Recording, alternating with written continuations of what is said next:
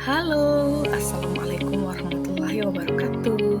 Saya Lilis Karlina, guru Bahasa Indonesia di SMKN 7 Muna.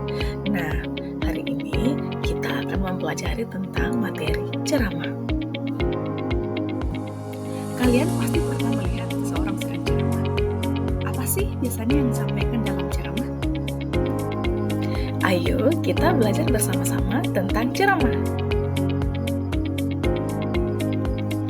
Menurut Kamus Besar Bahasa Indonesia (KBBI), pengertian ceramah adalah pidato oleh seorang di hadapan banyak pendengar mengenai suatu hal, pengetahuan, dan sebagainya.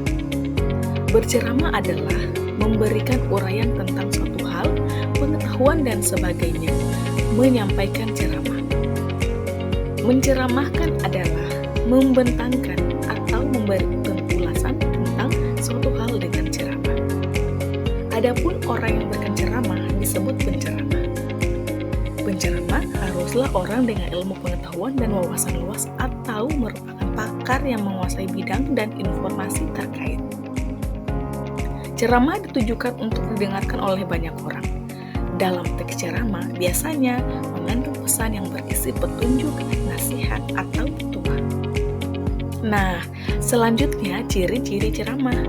Yang pertama, ada sesuatu yang dijelaskan atau diinformasikan untuk memperluas pengetahuan para pendengar. Yang kedua, disampaikan oleh seseorang yang memiliki keahlian atau dianggap pakar dalam bidang atau disiplin ilmu yang diceramahkan. Yang ketiga, terdapat ajakan atau persuasi untuk mengubah sikap atau melakukan tindakan terhadap materi yang dibicarakan. Yang keempat, berisi argumen yang menguatkan topik yang dibicarakan. Yang kelima, memiliki fakta dan data yang berkuat argumen dalam teks. Dan yang keenam, terdapat komunikasi dua atau banyak arah antara pembicara dan pendengar. Unsur-unsur ceramah. Yang pertama, penceramah. Yang kedua, pendengar. Yang ketiga, materi. Yang keempat, metode ceramah. Dan yang kelima, media ceramah. Struktur ceramah. Yang pertama, pendahuluan. Pembuka. Bagian ini berisi salam pembuka, ucapan penghormatan, dan ucapan syukur. Pengantar. Bagian ini adalah paragraf pengantar yang mengarah pada topik. Biasanya pengantar berasal dari informasi atau berita yang faktual dan masih terkait dengan topik ceramah. Yang kedua, isi ceramah. Inti berisi paparan dari penceramah, pandangan umum, ilustrasi dari materi yang disampaikan. Gagasan berisi ide besar yang ingin disampaikan kepada pendengar. Ceramah yang baik berisi satu gagasan besar yang kemudian dikembangkan dalam subtopik. Yang ketiga, penutup. Simpulan, ucapan permintaan maaf, salam penutup. Ciri kebahasaan teks ceramah. Yang pertama, menggunakan kata ganti orang pertama atau tunggal dan kata ganti orang kedua jamak sebagai sapaan. Yang kedua, menggunakan kata-kata teknis atau istilah yang berkenaan dengan topik yang dibahas. Yang ketiga, menggunakan kata-kata yang menunjukkan hubungan argumentasi sebab akibat. Nah, yang keempat, menggunakan kata kerja mental. Nah, selanjutnya contoh teks ceramah. Kita simak bersama-sama ya.